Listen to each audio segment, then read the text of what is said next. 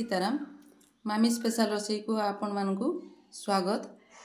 आसंतु देखिबा मुगरे भोग केपरि प्रस्तुत हुए।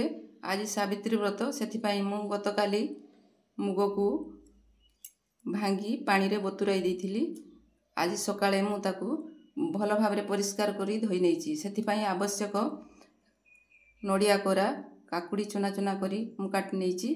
सेउ चुना चुना करी काटि नेइची। डालिंब को छड़ाई मंजी रखिची एवं कदली को पाचिला कदली घिओ गुड़ चेनी दही क्षीर महू एबे आमे प्रस्तुत करिबा मुगरे तैयारी केमिति भोग।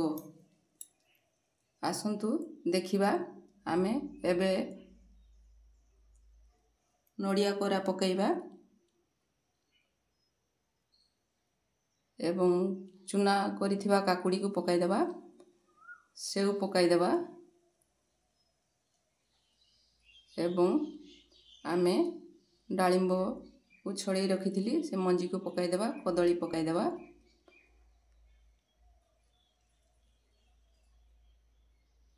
ताकू भल भाबरे चकटी नबा। एबे आमे गुड़ चीनी पकाइली।